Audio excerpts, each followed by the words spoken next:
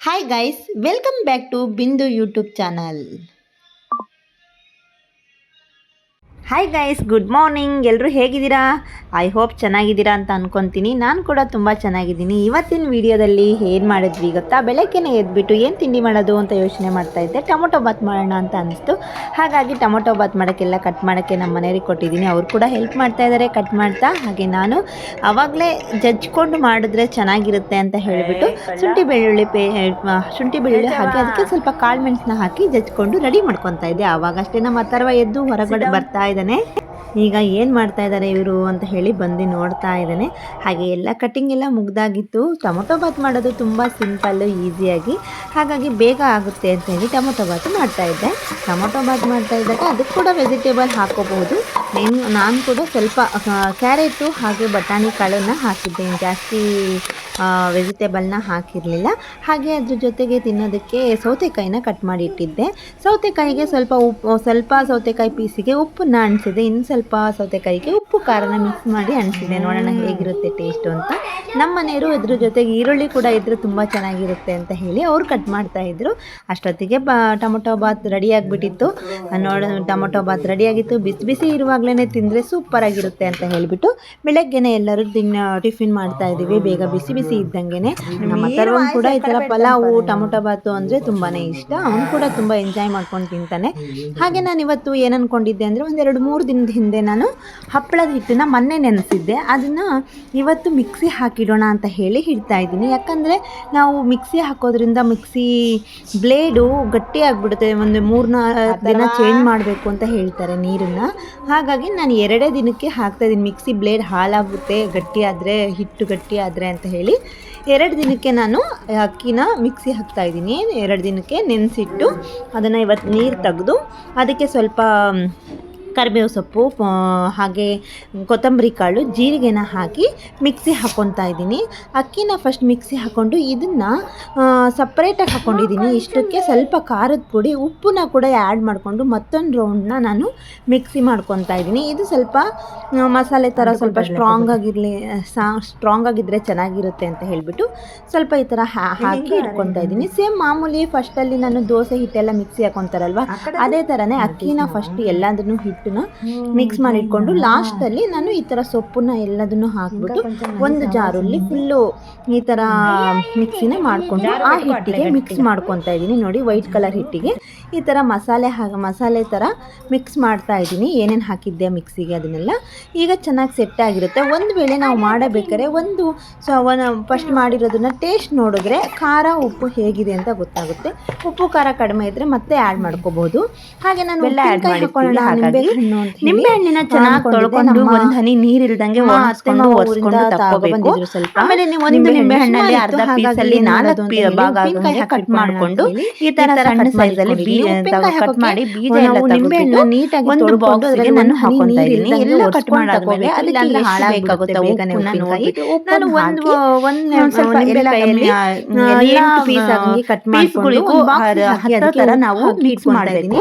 ನಾನು ಈ ತರ ಕಟ್ ಮಾಡ್ತಾ ಇದ್ದೀನಿ. ಒಂದಿನ ಎಲ್ಲ ಕಡೆ ಮಿಕ್ಸ್ ಆಗ್ಬಿಡುತ್ತೆ. ಉಪ್ಪು ಖಾರ ಹಿಡಿಯುತ್ತೆ. ಒಂದಿನ ಆಗಲಿಲ್ಲ 2 ದಿನ ಚೆನ್ನಾಗಿ ಹಿಡಿಯುತ್ತೆ. ಹುಳಿ ಅಂಶ ಜಾಸ್ತಿ ಇರೋದ್ರಿಂದ ನಿಂಬೆ ಹಣ್ಣಲ್ಲಿ ಮೊದಲೇನೆ ಸ್ವಲ್ಪ ಜಾಸ್ತಿನೇ ಹಿಡಿಯುತ್ತೆ. ನಾನು ಒಂದು ಮುಷ್ಟಿಯಷ್ಟು ಉಪ್ಪು ಅದಕ್ಕೆ ಎಷ್ಟು ಬೇಕಾಗುತ್ತೆ ಅಷ್ಟು ನಿಂಬೆ ಹಣ್ಣಿಗೆ ಹಾಕಿ 2 ದಿನ ಈಗ ನಾನು ಬಾಕ್ಸಿಗೆ ಮುಚ್ಚಳ ಮುಚ್ಚಿ 2 ದಿನ ಬಿಟ್ಟಿದ್ದೀನಿ. ಇದು ನೋಡಿ 2 ದಿನ ನಂತರ ಕಲರ್ ಚೇಂಜ್ ಆಗಿಬಿಟ್ಟಿದೆ. ಓಪನ್ ಮಾಡಿ ನೋಡಲ್ಲ ಹೇಗಾಗಿದೆ. ಉಪ್ಪೆಲ್ಲ ಚೆನ್ನಾಗಿ ಹೀರಿಬಿಟ್ಟಿದೆ. ಕಲರ್ ಎಲ್ಲ ತುಂಬಾ ಹಣ್ಣಾಗ್ಬಿಟ್ಟಿದೆ. ಹುಳಿ ಕರೆಕ್ಟ್ ಆಗಿ ನೋಡೋದಿವಾಗ ಇದಕ್ಕೆ ನಾವೀಗ ನೆಕ್ಸ್ಟ್ ಏನ್ ಮಾಡ್ಬೇಕು ಅಂದ್ರೆ ಬೆಲ್ಲ. ನಾನು ಏನ್ ಮಾಡ್ತಿದ್ದೀನಿ ಅಂದ್ರೆ ಇದಕ್ಕೆ ಸ್ವಲ್ಪ ಬೆಲ್ಲ ಹಾಕಿದ್ರೆ ತುಂಬಾ ಚೆನ್ನಾಗಿರುತ್ತೆ. ಈ ತರ ಕಟ್ ಮಾಡಿ ತಗೋಬೇಕು. ಸ್ವಲ್ಪ ಬೆಲ್ಲ ಇರುತ್ತಲ್ವಾ ಹೇಳಿ ಅರ್ಧ ನಿಂಬೆ ಹಣ್ಣಿನ ಸಿಪ್ಪೆ ಹಾಗಾಗಿ ಬೆಲ್ಲ ಯೂಸ್ ಮಾಡಿಕೊಂಡಿದ್ದೀನಿ. ಉಪ್ಪಿನಕಾಯಿ ಹಾಗಾಗಿ ಸ್ವಲ್ಪ ಬೆಲ್ಲ ಪುಡಿ ಮಾಡಿ ಇಟ್ಕೊಂಡು ಹಾಗೆ ಮೆಂತೆನ ಹುರ್ಕೋಬೇಕಾಗುತ್ತೆ. ನಾನು 1 ಸ್ಪೂನ್ ಅಷ್ಟು ಸಾಸಿವೆ ಹಾಗೆ 1 ಸ್ಪೂನ್ ಅಷ್ಟು ಹಾಗೆ ಕಾಳು ಮೆಣಸಿನಕಾಳು 1/4 ಸ್ಪೂನ್ ಅಷ್ಟು ಮೆಂತೆನ ಚೆನ್ನಾಗಿ ಹುರ್ಕೊಂತಾ ಇದ್ದೀನಿ. ಸ್ವಲ್ಪ ಕಡಿಮೆ ಮಾಡ್ಕೊಂಡ್ರು ಪರವಾಗಿಲ್ಲ, ಯಾಕಂದ್ರೆ ಸ್ವಲ್ಪ ಅದೇ ಕಹಿ ಇರೋದ್ರಿಂದ ಇದನ್ನ ನಾವು ಚೆನ್ನಾಗಿ ಪುಡಿ ಮಾಡ್ಕೋಬೇಕು. ಲೋ ಫ್ಲೇಮ್ ಅಲ್ಲಿ ನೀಟಾಗಿ ಅಂದ್ರೆ ಬೇಗನೆ ಬರಲ್ಲ. ಸ್ವಲ್ಪ ಮಾಡ್ಕೊಂಡಿರೋದ್ರಿಂದ ಈ ಸಾಸಿವೆಗಳೆಲ್ಲ ಚಟಪಟ ಅನ್ನೋ ತನಕ ಚೆನ್ನಾಗಿ ಪುಡಿ ಆಗುತ್ತೆ. ಚೆನ್ನಾಗಿ ನೋಡಿ ಇವಾಗ ಚಟಪಟ ಅಂತ ಹೇಳಿ ಹಾಕ್ತಾ ಇದೆ. ಹಾಕೊಂಡು ಪುಡಿ ಮಾಡ್ಕೋಬಹುದು, ಜಾಸ್ತಿ ಇಲ್ಲ ಅಲ್ವಾ, ಹಾಗಾಗಿ ಸ್ವಲ್ಪ ಫ್ರೈ ಆದ್ಮೇಲೆ ನಾವು ಈ ತರ ಹಾಕುತ್ತೆ. ಹಾಗಾಗಿ ಪುಡಿ ಮಾಡಿ ಎಷ್ಟು ಚೆನ್ನಾಗಿ ನಮ್ಮ ಕೈಯಲ್ಲಿ ಎಷ್ಟು ಆಗುತ್ತೋ ನಾವು ಪುಡಿ ಮಾಡಿ ತಕ್ಕೋಬೇಕು. ನಾನು ಕೂಡ ಈ ತರ ಕಲ್ಲಲ್ಲಿ ಹಾಕಿಬಿಟ್ಟೋದ್ರಿಂದ ಕುಟ್ಕೊಂಡಿದ್ದೀನಿ, ಚೆನ್ನಾಗುತ್ತೆ. ನೋಡಿ ನೈಸಾಗಿ ಮಾಡಬೇಕು. ನಾನು ಇಷ್ಟು ನೈಸಾಗಿ ಮಾಡಿದೀನಿ ಅಷ್ಟೇನೆ, ಜಾಸ್ತಿ ಏನು ಮಾಡಿಲ್ಲ. ಅಂದ್ರೆ ಇದನ್ನ ಎಲ್ಲ ತೆಗೆದುಕೊಂಡು ಇದಕ್ಕೆ ನಾವು ಹಾಗೆ ಒಂದು 7-8 ಬೆಳ್ಳುಳ್ಳಿನ ಕೂಡ ಜಜ್ಜಿ ತಗೊಂತ ಇದ್ದೀನಿ. ಬೆಳ್ಳುಳ್ಳಿನ ಕೂಡ ಪಕ್ಕದಲ್ಲಿ ಇಟ್ಕೊಂಡು ಈಗ ನಾನು ಉಪ್ಪು ಹಾಕಿದ್ನಲ್ವಾ ನಿಂಬೆ ಹಣ್ಣಿನ, ಅದನ್ನ ಗ್ಯಾಸ್ ಒಂದು ಪ್ಯಾನಿಗೆ ಹಾಕೊಂಡು ಹೀಟ್ ಮಾಡ್ತಾ ಇದ್ದೀನಿ. ಅದ್ರ ಜೊತೆಗೆ ಸ್ವಲ್ಪ ಕುದಿಸ್ಬೇಕು. ಈಗ ನಿಂಬೆ ಹಣ್ಣನ್ನ ಕೂಡ ಬೆಲ್ಲನ ಕೂಡ ಆಡ್ ಮಾಡ್ಕೊಂತಾ ಇದ್ದೀನಿ. ಬೆಲ್ಲನ ಕೂಡ ಎರಡು ಜೊತೆಗೆ ಚೆನ್ನಾಗಿ ಕುದಿಬೇಕು. ಕುದ್ದು ಸ್ವಲ್ಪ ಮೆತ್ತಗಾಗುತ್ತೆ. ಕುದ್ದು ಬೆಲ್ಲನ ನಿಂಬೆ ಹಣ್ಣು ಕೂಡ ಅದು ಖಾರ ಇದೆ ಅಲ್ವಾ, ಅದೆಲ್ಲ ಸಾಫ್ಟ್ ಆಗುತ್ತೆ, ಕುದಿಯುತ್ತೆ, ಚೆನ್ನಾಗಿ ಕುದ್ಮೇಲೆ ಎಲ್ಲದರಿಂದ ಉಪ್ಪು ಖಾರ ಬೆಲ್ಲ ಹಾಕಿ ನಿಂಬೆ ಹಣ್ಣನ್ನ ಕುದಿಸ್ಬೇಕು. ಬೆಲ್ಲ ಎರಡನ್ನ ಹಾಕಿ ಚೆನ್ನಾಗಿ ಬೆಲ್ಲ ಎಲ್ಲ ಇನ್ನು ಖಾರದ ಪುಡಿ ಅಲ್ಲಿ ತನಕ ಚೆನ್ನಾಗಿ ಬೇಯಿಸಿ ಇದಿಷ್ಟು ಚೆನ್ನಾಗಿ ಕುದ್ಮೇಲೆ ಆಮೇಲೆ ನಾವು ಏನೇನು ಅಷ್ಟೊಳಗೆ ನಾವು ಪಕ್ಕದಲ್ಲಿ ಒಗ್ಗರಣೆ ಮಾಡ್ಕೊಳ್ಳೋಣ ಬನ್ನಿ. ಹಾಗೆ ಪಕ್ಕದಲ್ಲಿ ಪಕ್ಕದಲ್ಲಿ ಅದಕ್ಕೆ ನಾನು ಇವಾಗ ಒಗ್ಗರಣೆ ಹಾಕೋಣಕ್ಕೋಸ್ಕರ ಆಯಿಲ್ ಹಾಕಿಟ್ಕೊಂಡು ಫಸ್ಟ್ ಅಲ್ಲಿ ಸಾಸಿವೆನ ಹಾಕಿ ಹಾಗೆ ಅದಕ್ಕೆ ಬೆಳ್ಳುಳ್ಳಿ ಜಜ್ಜಿಟ್ಕೊಂಡಿದ್ನಲ್ವಾ ಬೆಳ್ಳುಳ್ಳಿ ಅದು ಸ್ವಲ್ಪ ಇಂಗನ್ನ ಆಡ್ ಮಾಡಿದ್ರೆ ಆಲ್ರೆಡಿ ಫ್ಲೇವರ್ ಚೆನ್ನಾಗಿರುತ್ತೆ. ಹಾಗಾಗಿ ನಾನು ಇಂಗನ್ನ ಕೂಡ ಹಾಕೊಂಡು ಮಾತ್ರ ತೋರಿಸ್ತೀನಿ. ಏನಪ್ಪ ಅಂದ್ರೆ ವಿಡಿಯೋದಲ್ಲಿ ಕುದಿತಾ ಇದೆ, ಆಲ್ರೆಡಿ ಇಂಗ್ ಹಾಕಕ್ಕೆ ಬಂದಿದ್ದೀನಿ. ಇಂಗ್ ಆಲ್ರೆಡಿ ಮಿಕ್ಸ್ ಆಗ್ಬಿಟ್ಟಿದೆ ವಿಡಿಯೋದಲ್ಲಿ, ಹಾಕಾಗಿದೆ. ಹಾಗಾಗಿ ಆಪಲ್ ಮಾತ್ರ ನಿಮಗೆ ಗೊತ್ತಾಗಲಿ ಅರಿಶಿನ ಪುಡಿನ ಹಾಕ್ಬಿಟ್ಟು ಈಗ ನಮಗೆ ಎಷ್ಟು ಖಾರ ಬೇಕು, ಉಪ್ಪಿನಕಾಯಿಗೆ ತಕ್ಕಷ್ಟು ಖಾರ, ಒಬ್ಬೊಬ್ರು ಮನೆಗೆ ಒಂದೊಂದು ಖಾರ ಆಡ್ ಮಾಡ್ಕೊಳ್ಳಿ. ಸ್ವಲ್ಪ ಚೆನ್ನಾಗಿ ಖಾರ ಇಲ್ಲದೆ ಇರೋದಿರುತ್ತಲ್ವಾ, ನಿಮಗೆ ಜಾಸ್ತಿ ಹೈ ಫ್ಲೇಮ್ ಅಲ್ಲಿ ಇಟ್ಕೊಂಡ್ರೆ ಕಪ್ಪಾಗುತ್ತೆ. ಹಾಗಾಗಿ ಲೋ ಫ್ಲೇಮ್ ಅಲ್ಲಿ ಚೆನ್ನಾಗಿ ಒಗ್ಗರಣೆ ಹಾಕೊಳ್ಳಿ.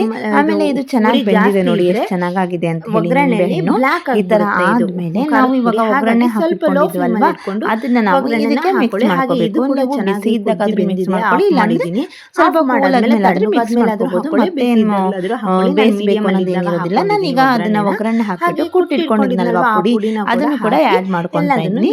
ಈಗ ಉಪ್ಪಿನಕಾಯಿ ರೆಡಿ ಆಗಿದೆ. ನಿಮಗೆ ರುಚಿಗೆ ತಕ್ಕಷ್ಟು ಎಷ್ಟು ಬೆಲ್ಲ ಬೇಕು ಅನ್ಸುತ್ತೋ ಅಷ್ಟು ಬೆಲ್ಲನ ಆಡ್ ಮಾಡ್ಕೋಬಹುದು. ಸ್ವಲ್ಪ ಬೆಲ್ಲ ಹಾಕೊಂಡು ಸ್ವಲ್ಪ ಕಹಿ ಕಹಿ ಬರುತ್ತೆ, ಸ್ವಲ್ಪ ಬೆಲ್ಲ ಜಾಸ್ತಿ ಹಾಕೋದ್ರಿಂದ ಸ್ವೀಟ್ ಆಗಿ ಚೆನ್ನಾಗಿರುತ್ತೆ. ಹಾಗೆ ಲೆಮನ್ ಚೆನ್ನಾಗಿ ಒಂದೆರಡನೇ ಬಾಯಲ್ಲಿ ನೀರು ಬರೋ ತರ ಆಗ್ತದೆ. ಇನ್ನು ಸ್ವಲ್ಪ ನಿಂಬೆ ಹಣ್ಣಲ್ಲಿ ಇರೋದ್ರಿಂದ ಕಹಿ ಬರೋದಿಲ್ಲ, ಅಷ್ಟು ನೀಟಾಗಿ ಹಾಕಿಡ್ತಾ ಇಲ್ಲ, ಆಗಿರುತ್ತೆ. ತಣ್ಣಗಾದ್ಮೇಲೆ ಹಾಕಿಟ್ಕೊಳ್ಳಿ, ಖಾರ ಎಲ್ಲ ಬೇಗ ಹಾಳಾಗಿರುತ್ತೆ. ನೋಡಿ ಹೇಗೆ ಕಾಣಿಸ್ತಾ ಇದೆ ಅಂತ ಹೇಳಿ. ಹಾಗಾಗಿ ಈ ತರ ಮಾಡಿ ಒಂದು ಬಾಕ್ಸ್ ಅಲ್ಲಿ ಇಟ್ಕೊಂಡು 3 ತರ ಇಡಬಹುದು ಸ್ಟೋರೇಜ್ ಅಲ್ಲಿ. ಓಕೆ ಗೈಸ್, ಟೇಸ್ಟ್ ಕೂಡ ತುಂಬಾ ಚೆನ್ನಾಗಿದೆ. ನಾನು ಬಾಕ್ಸ್ ಹಾಕಿ ಇಟ್ಕೊಂಡೆ, ಸ್ಟೋರ್ ಮಾಡ್ಕೊಂಡೆ. ಹಾಗೆ ಮಧ್ಯಾಹ್ನಕ್ಕೆ ಏನು ಸಾಂಬಾರು ಮಾಡೋಣ ಅನ್ಕೊಂತಾ ಇದ್ದೆ. ಹಾಗೆ ಸೀಮೆ ಸೌತೆಕಾಯಿ, 4 ಸೌತೆಕಾಯಿ ಅಂತಾರಲ್ವಾ, ಇದಿತ್ತು ನನ್ನ ಹತ್ರ. ಹಾಗೆ ಅದನ್ನೇ ಸಾಂಬಾರು ಮಾಡೋಣ ಅಂತೇಳಿ ಸಾಂಬಾರು ಕೂಡ ರೆಡಿ ಮಾಡಿದ್ವಿ. ಇವತ್ತು ನಮ್ಮೂರಲ್ಲಿ 2ನೇ ದಿನದ ಜಾತ್ರೆ. ಹಾಗಂತ ಹೇಳ್ಬಿಟ್ಟು ಸ್ಪೆಷಲ್ ಏನೂ ಇಲ್ಲ. ಈ ಕಡೆ ಸಂಡೇ ಬಂದ್ರೇ ಸ್ಪೆಷಲ್ ಮಾಡ್ತಾರೆ ಈ ದೇವರಿಗೆ. ಈ ಕಡೆ ಸೈಡ್ ಹೈದ್ರಾಬಾದಲ್ಲಿ ಏನಂದ್ರು, ಈ ಕಡೆ ಆಂಧ್ರ ಸೈಡು ಹೆಣ್ಣು ದೇವರು ಅಂದರೆ ಭಾನುವಾರನೇ ಜಾಸ್ತಿ ಮಾಡೋದು. ಹಾಗಾಗಿ ಭಾನುವಾರ ಸ್ಪೆಷಲ್ ಮಾಡ್ತಾರೆ. ಇವತ್ತು ಏನು ಸ್ಪೆಷಲ್ ಇರಲಿಲ್ಲ, ಹಾಗಾಗಿ ನಮ್ಮ ಮನೇಲೂ ಏನು ಸ್ಪೆಷಲ್ ಮಾಡಿರಲಿಲ್ಲ. ನಾನು ಮಾಮೂಲಿಯಾಗಿ ವೆಜಿಟೇಬಲ್ ಸಾಂಬಾರನ್ನ ಮಾಡ್ಕೊಂಡಿದ್ವಿ.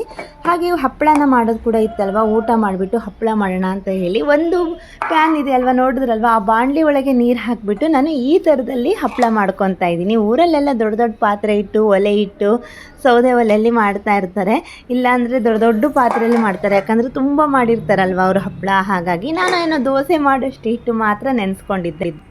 ಅದು ಕೂಡ ಫಸ್ಟ್ ಟೈಮ್ ಮಾಡ್ತಾ ಇರೋದು, ಹೇಗೆ ಬರುತ್ತೋ ಬರಲ್ವೋ ಅದು ಗೊತ್ತಿರಲಿಲ್ಲ. ಹಾಗಾಗಿ ಸ್ವಲ್ಪ ಹಿಟ್ಟನ್ನೇ ನಾನು ಮಿಕ್ಸಿ ಮಾಡಿಟ್ಕೊಂಡಿದ್ದೆ. ನೋಡಿ ಎಷ್ಟು ಚೆನ್ನಾಗಿ ಬಂದಿದೆ, ಪರವಾಗಿಲ್ಲ ಅನಿಸ್ತು. ನೋಡಿ ಪಕ್ಕದಲ್ಲಿ ಆರಿಸಿದ್ದೀನಿ. ಇಷ್ಟು ಹಾಕ್ಬಿಟ್ಟು ಹಾಗೆ ಇವತ್ತು ಜಾತ್ರೆಗೆ ಒಂದು ರೌಂಡ್ ಹೋಗಿ ಬರೋಣ. ನಮ್ಮ ಹತ್ತಿರ ತುಂಬ ಹಠ ಮಾಡ್ತಾ ಇದ್ದ. ನಮ್ಮ ಬಾಲ್ಕನಿಯಿಂದ ಜಾತ್ರೆಲಿ ಏನೇನು ಬಂದಿದೆ ಅಂತ ಎಲ್ಲ ಕಾಣಿಸ್ತಾ ಇತ್ತು. ಹಾಗಾಗಿ ಬನ್ನಿ ಹೋಗಿ ಬರೋಣ ಅಂತ ಹೇಳಿ ಕರ್ಕೊಂಡು ಹೊರಟ್ವಿ. ಯಾಕಂದರೆ ಮಕ್ಕಳಿಗೆ ಸ್ವಲ್ಪ ಆಟ ಆಡೋದು, ಈ ಅಂಗಡಿ ಐಟಮ್ಸ್ ಅಂದರೆ ನೋಡಿದ್ರೆ ಸ್ವಲ್ಪ ಆಸೆ ಜಾಸ್ತಿ ಆಗುತ್ತಲ್ವ. ಹಾಗಾಗಿ ಒಂದು ರೌಂಡ್ ಕರ್ಕೊಂಡು ಹೋಗಿ ಬರೋಣ ಅಂತ ಹೇಳಿ ಹೊರಟ್ವಿ. ಜಾತ್ರೆ ಎಲ್ಲ ಜಗ ಅಂತ ಇದೆ. ನಮ್ಮನೆ ಪಕ್ಕದಲ್ಲೇ, ಇದು ನಮ್ಮನೆ ಬಾಲ್ಕನಿ ಪಕ್ಕನೇ ಇರೋದು. ಇವತ್ತು ಸೆಕೆಂಡ್ ಡೇ.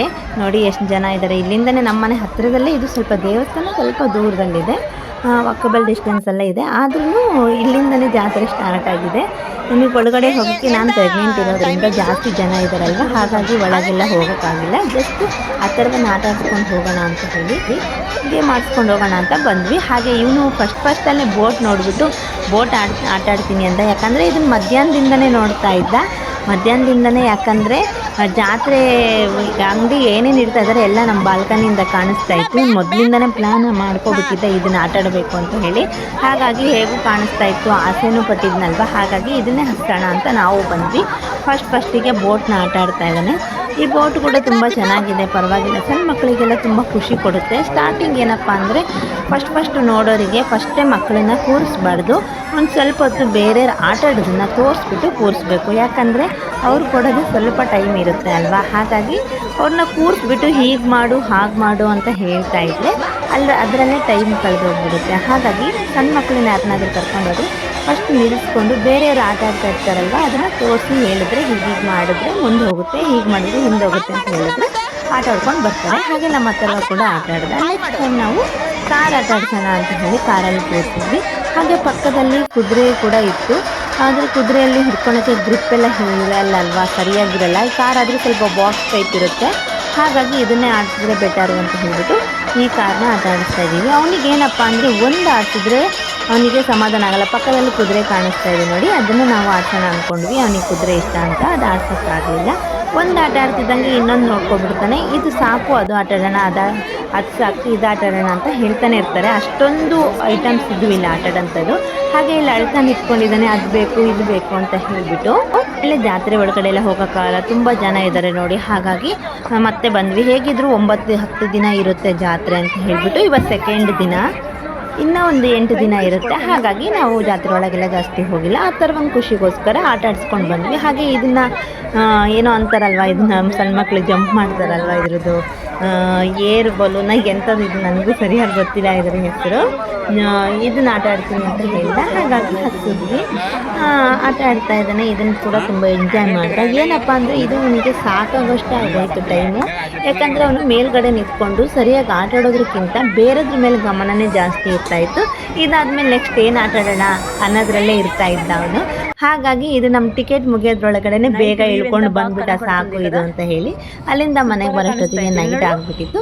ಇನ್ನೇನು ಊಟ ಮಾಡಿ ಮಲ್ಕೊಳ್ಳೋಣ ಅಂತ ಊಟ ಮಾಡಿ ಮಲ್ಕೊಂಡ್ವಿ. ಹಾಗೆ ನೀವು ಸಬ್ಸ್ಕ್ರೈಬ್ ಮಾಡಿಕೊಂಡೆ ನಮ್ಮ ಚಾನಲ್ ನೋಡ್ತಾ ಇದ್ರೆ ಪ್ಲೀಸ್ ಸಬ್ಸ್ಕ್ರೈಬ್ ಮಾಡ್ಕೊಳ್ಳಿ. ಹಾಗೆ ನೆಕ್ಸ್ಟ್ ವಿಡಿಯೋದೊಂದಿಗೆ ಮತ್ತೆ ಬರ್ತೀನಿ. Bye guys, take care, like ಮಾಡಿ. ವೆಲ್ಕಮ್ ಟು ವಾಲೆ ಕವರ್ ಸಂದಿ. Bye bye bye guys, bye ಬಾಯ್.